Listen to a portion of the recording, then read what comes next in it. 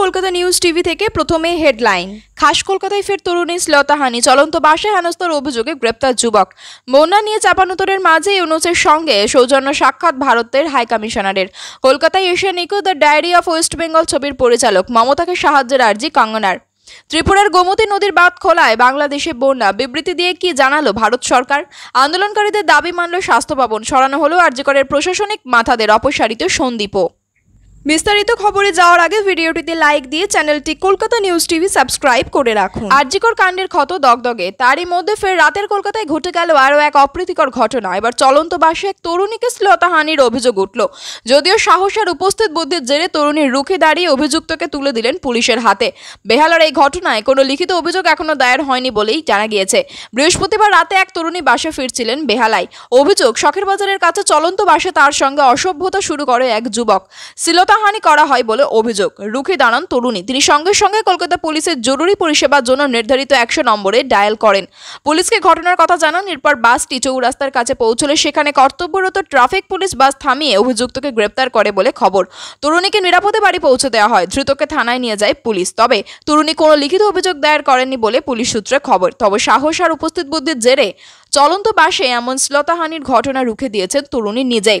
তাকে কুর্নিশ জানিয়েছে পুলিশ। আরজিকর হাসপাতালে তরুণী চিকিৎসকের সঙ্গে ঘটে যাওয়ার মর্মান্তিক ঘটনার বিচার এখনও চলছে। নারী নিরাপত্তা নিয়ে উঠছে প্রশ্ন। তারই মধ্যে বেহালার ঘটনায় উদ্বেগ বেড়েছে। যদিও পুলিশ পথে ঘাটে সর্বদা নিরাপত্তা দিতে প্রস্তুত। বানভাসী বাংলাদেশের পরিস্থিতিকে ভারতকে দোষারোপের মাঝেই অন্তর্বর্তী সরকারের প্রধান উপদেষ্টা মোহাম্মদ ইউনূসের সঙ্গে দেখা করলেন ভারতের হাইকমিশনার প্রণব বর্মা।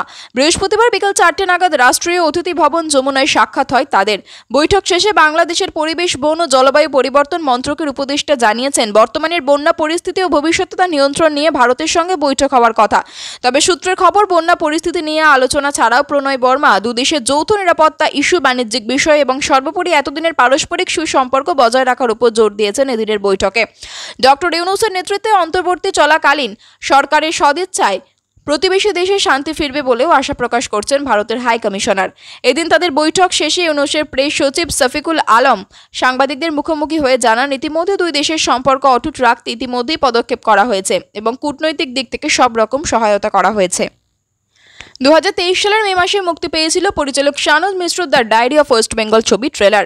ঝলক মুক্তি পেতেই গোটা বাংলায় বিতর্ক উঠেছিল। এমনকি বাংলার পুলিশ পরিচালককে বাংলার সম্মানকে ক্ষুণ্ণ করার অভিযোগে আইনি নোটিশও পাঠিয়েছিল। আর্মা স্ট্রিট থানায় পরিচালককে জিজ্ঞাসাবাদের জন্য ডাকাও হয়েছিল। ভারতীয় দণ্ডবিধির 120B, 153A, 501, 504, 505, 295A ধারা সহ আরও বেশ কয়েকটি ধারায় অভিযোগ দায়ের হয়েছিল এই ছবির পরিচালকের বিরুদ্ধে। তবে এবার ছবির মুক্তির তারিখ ঘোষণা হতেই নিখোঁজ পরিচালক। হ্যাঁ, এমনটাই জানা গিয়েছে বলিউড অভিনেত্রী ও বিজেপি সাংসদ কঙ্গনা রানাওয়াতের ইনস্টাগ্রাম স্টোরিতে, যেখানে কঙ্গনা লিখেছেন ইনি হলেন Sanoj Kumar Mishra. The diary of West Bengal নামে একটি ছবি পরিচালনা করেছেন। ছবির ট্রেলার মুক্তি পাওয়ার পরে পশ্চিমবঙ্গ সরকার এই পরিচালকের বিরুদ্ধে অভিযোগ দায়ের করেছিল। গত 14ই আগস্ট সেই মামলার শুনানির জন্য তিনি কলকাতায় গিয়েছিলেন, কিন্তু তারপর থেকে সনোজ নিখোঁজ হয়ে যান। কঙ্গনা তার ইনস্টাগ্রাম স্টোরিতে আরও জানান, পরিচালকের স্ত্রী রোজ আমাকে ফোন করে চলেছেন। গত রাতে তিনি খুবই ভেঙে পড়েছিলেন। তিনিও পশ্চিমবঙ্গের দিকে রওনা দিচ্ছেন। আমি মমতা বন্দ্যোপাধ্যায়কে অনুরোধ করছি এই অসহায় মহিলাকে তার স্বামী সনোজকে খুঁজে পেতে সাহায্য করুন। ধন্যবাদ। পরিচালক সনোজ মুম্বাইবাসী। মুম্বাইয়ের ওসিওয়ারা থানার পুলিশের হাত দিয়ে আইনি নোটিশ পাঠানো হয়েছিল পরিচালককে। ট্রেলার প্রকাশ্যে আসার পর সংবাদ সংস্থা ANI-কে ছবির পরিচালক সনোজ জানিয়েছেন, বাংলার সম্মান ক্ষুণ্ণ করার জন্য এই ছবি তৈরি নয়। আমার বাস্তবটা তুলে ধরেছি। ছবিটা ভালোভাবে গবেষণা করার পরই তৈরি করা হয়েছে। ত্রিপুরার গোমতী নদীর বাঁধ খোলার জন্য স্লুইস গেট খোলার পরেই বাংলাদেশের বন্যা পরিস্থিতি সৃষ্টি হয়েছে। বুধবারের পর থেকে এমনই অভিযোগ করা হচ্ছে বাংলাদেশের পক্ষ থেকে।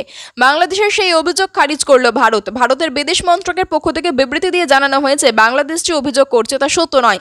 বুধবার পুরো ত্রিপুরা এবং বাংলাদেশের সীমান্তবর্তী জেলাগুলোয় ভারী বৃষ্টি শুরু হয়, যার জেরে বিকেল 3টের পর জলপ্রবাহ অতিরিক্ত বেড়ে যায়, যার পরিণামে স্বয়ংক্রিয়ভাবেই বাঁধের স্লুইস গেট খুলে কিছু জল প্রবাহিত হয়ে যায় বাংলাদেশের দিকে।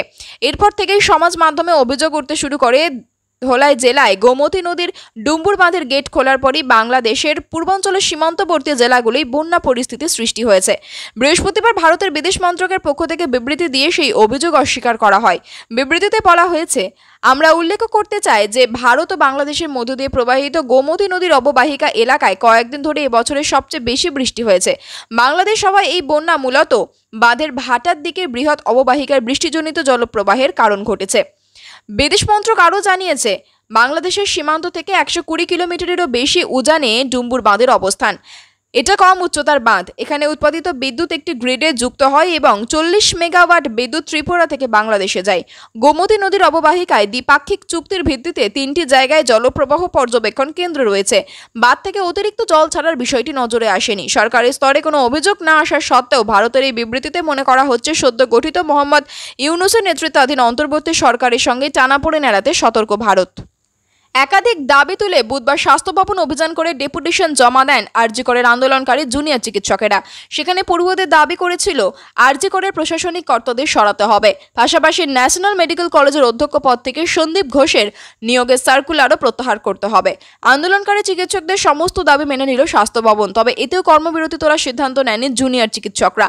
বুধবার জুনিয়র চিকিৎসকদের সমস্ত দাবি মেনে নেয় স্বাস্থ্য ভবন। এদিন রাতেই সে কথা জানান রাজ্যের স্বাস্থ্য সচিব নারায়ণ স্বরূপ নিগম। আন্দোলনকারীদের দাবি মেনে বুধবার রাতেই হাসপাতালের 4 কর্তাকে বদলির সিদ্ধান্ত নেওয়া হয়।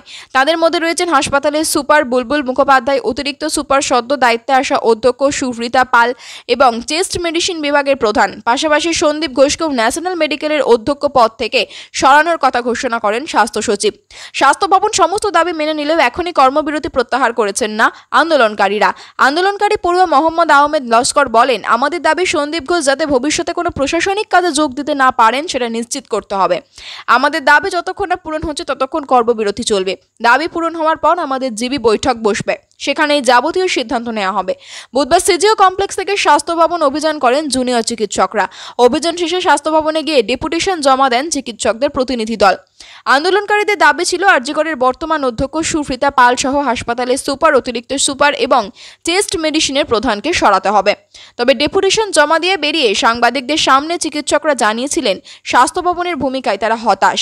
বৃহত্তর আন্দোলনে যাওয়ার হুঁশিয়ারি দিয়েছিলেন তারা বলেছিলেন, কর্তৃপক্ষ শুধু বলছেন দেখছি দেখব, এইভাবে বললে কিভাবে হবে? সন্দীপ ঘোষকে 4 ঘন্টার মধ্যে বিজ্ঞপ্তি জারি করে বদলি করার সময় এত কিছু ভেবেছিল স্বাস্থ্য ভবন?